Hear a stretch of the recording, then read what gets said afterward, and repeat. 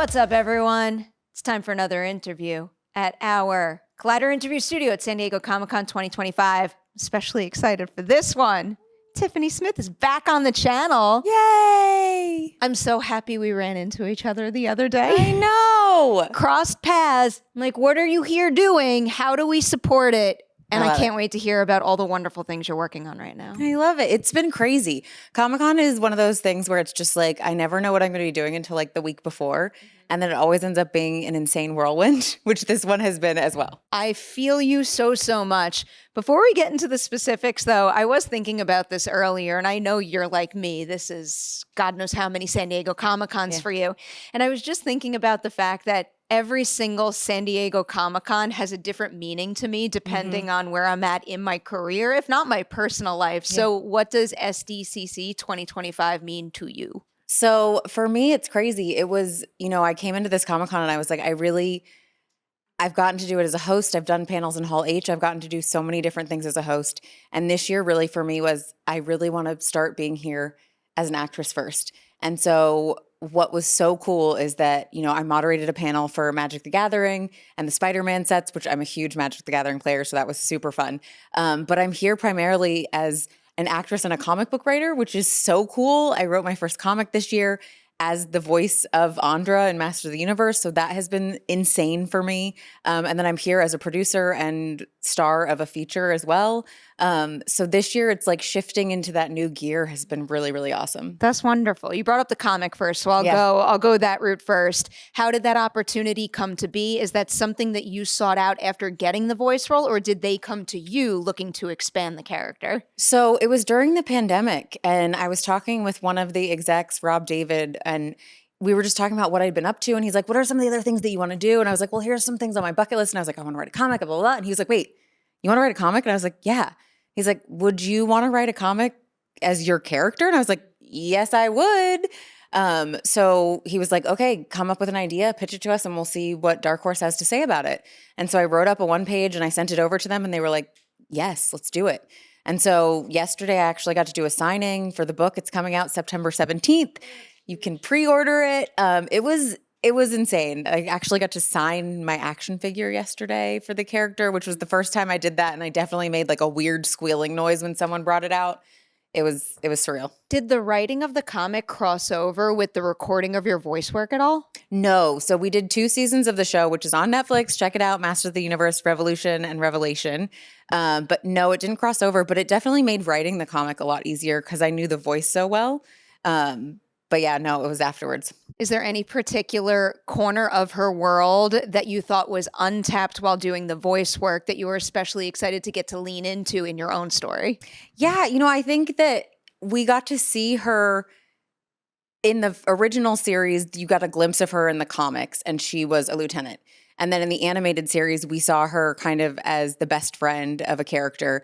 And at the end, she becomes Man-at-Arms. And so I really wanted to play with that in between time when she becomes this like leader that she didn't know she could necessarily be. So we get to play in that space in the comic, which I love. I'm asking you to choose your favorite child with this question, but is there a single piece of artwork in it that you love the most?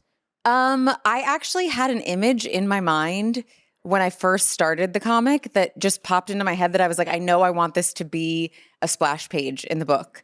And when we got to that was something that is really special to me. Okay. No spoilers. Can you tease where people can find it so that when they read it, they can be like, oh, I remember she was talking about it. It's towards the end of the book. Okay. That's all I'll say. I'll take that. Yeah. I'll take that. Yeah. All right. Leaning into Deepest Darkest. First, I need a little bit of an update on that project. Yeah. Where are you at in the process? So we crowdfunded this project on Kickstarter and we raised a lot of money, which was awesome. I did this with Mark Bernardin and a whole bunch of blurs.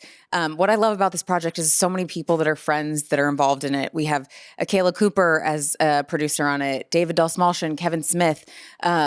I got to shoot part of it so far, and we shot with Rosario Dawson and Ernie Hudson, and LaToya Morgan was one of the directors. It's a collection of different stories, and we have a different director and writer for each one, and they're horror and sci-fi and fantasy, and I'm the lead character throughout all of them. And it's so much fun. The actors that we've gotten involved, it's one of those projects where what I love so much is when you work in this kind of genre space for so long, you start to meet really cool, interesting, insanely talented people. And so when you put the asks out for projects like this, people show up. And so when we shot, the chapter that's with Rosario, it was one of those things where it's like I got to set and LaToya Morgan was directing, who did Duster. And I'm sitting across from Rosario Dawson, who I've watched for such a long time, and getting to act alongside of her and having Mark Bernard in there, who's like just so excited about all the projects that we're doing. And it was just so surreal, and a project and idea that Mark and I came up with together.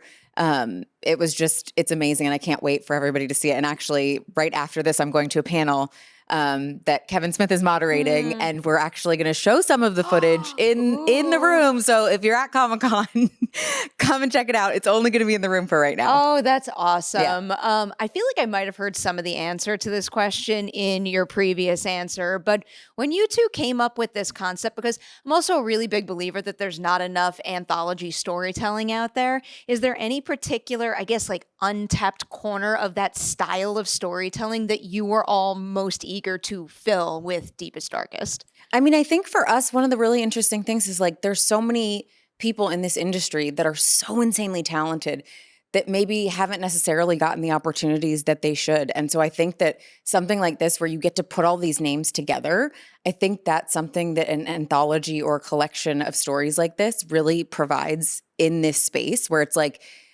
everyone's really supporting each other. So it's like rising tide raises all the ships. So once you get all these names together, it's like you can't deny the power of all of these names pushing, which I love. I don't know how much you've shot, but given you just mentioned that, is there, and somewhat an unfair question, because I'm sure there's many wonderful people working on this, but is there any one person who you would tell people something to the effect of like, you don't know their name now, but wait until you see their work in this, and then you're never going to be able to forget them? I can't say anything. I can't spoil anything. I think honestly, every single person, every time we asked people to get involved in this, it blew my mind that they said yes every time, and I think that it's one of those things, like I said, that you put the asks out and people just say yes, because I think when they read the script and they heard the people involved, there really is no way to say it. I remember I sent it to my acting coach when I was starting to prep for it, and she read the script and she was like, Tiffany, this is it. I'm not going to say the word, but she was like, this script is incredible. I was like, I know. I feel like people have said that word in this studio a whole lot this weekend. I don't know. I want to make sure to bring this up before we have to wrap here. The MPTF Funko Pop Yourself at the EW Suite. Can you tell me a little bit about what that is and how you're involved? I am so excited about this. So I am on the MPTF NextGen board. And I was always thinking that I wish there was more charity kind of stuff here at Comic-Con. And so we partnered with EW and Funko to do Pop Yourself at the EW Suite. And what we're doing is we're making Funko figures of actors. So it would be, say, like specific actors where we had Peter Dinklage come in, or Ethan Peck, and it's an actual Funko of them. They're signing them, and then we're going to put those up for auction. They got a copy of the Funko of themselves. And when we put them up for auction, that money is going to go to MPTF, which is an organization that helps to give money to people in the industry that need it. So we raised money and gave money to people that were affected by the fires. And there's a retirement campus in Woodland Hills that money goes to that. So it's anybody in the industry. It could be a publicist, a manager, an actor. It's one of my favorite things that's closest to my heart, being somebody in the industry, obviously. I don't blame you. I'm so happy to hear you're doing that. And I'm so happy to hear about all the good things that you're involved in right now. All those projects are very lucky to have you. Oh my gosh, We're very lucky to have you in this studio. Thanks for being here, Tiffany. Congratulations on everything. Thank you so much. Thanks for having me. And you too.